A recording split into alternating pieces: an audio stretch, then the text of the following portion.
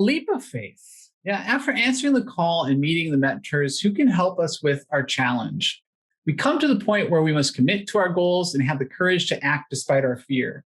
Fairy tales of heroes encourage us to pursue our goals, to face challenges, to dream that fate that will intercede, or to that our own ingenuity will help us overcome incredible odds or achieve more than thought possible. So, what dreams do you have that reveal your purpose to you, and what keeps you from pursuing them? So let's take a look at the brave little tailor. How do we maintain integrity, remaining true to ourselves and pursue our dreams while avoiding the pitfalls of symbolic success and spiritual neglect?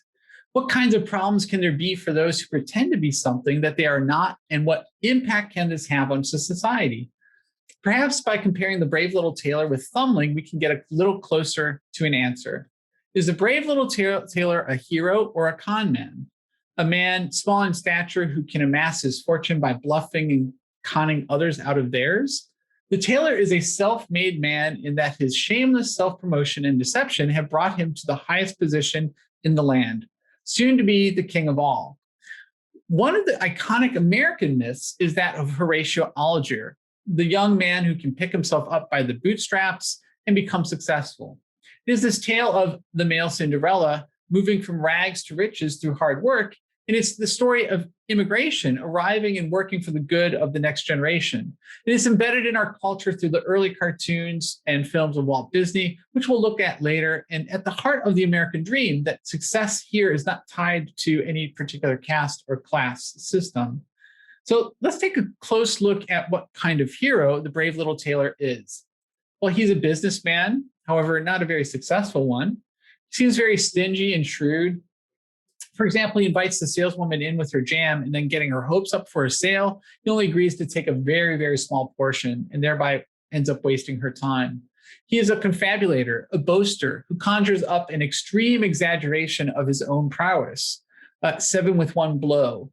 He then perpetuates this big lie that overstates his abilities and continues to trick and intimidate everyone he meets. He's not a hero, but a trickster, squeezing the cheese, throwing the bird, riding the tree, in essence, letting other things perform the hard work and then taking the credit by cleverly twisting the facts around to position himself as a hero. He successfully creates discord between the two giants, triangulating the one against the other, sowing discord, dividing and conquering, since if they are too busy arguing with one another, he can get away with anything.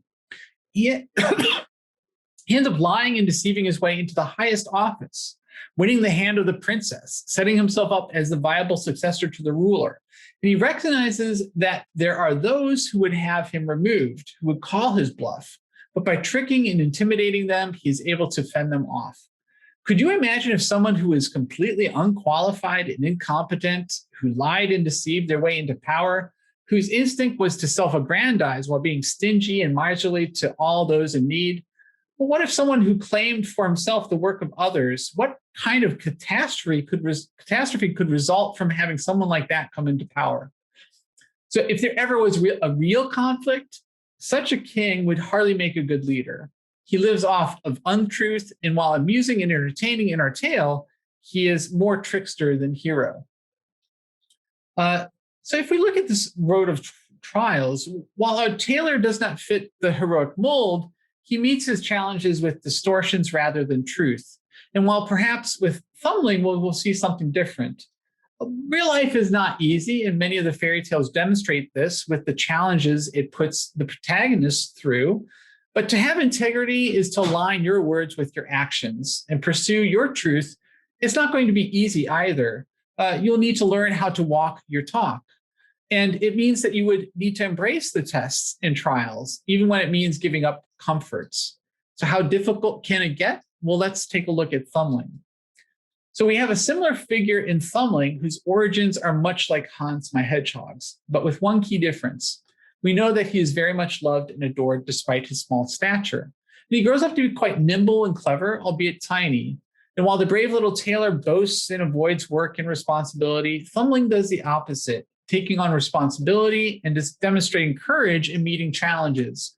He commands a wagon that draws the attention of ne'er-do-wells. He's curious and adventurous, and much like Pinocchio, he lands into the hands of those who intend to abuse him or others through him, but he is, unlike Pinocchio, already much more clever. He tells his father to give him away, and his father accepts payment for him.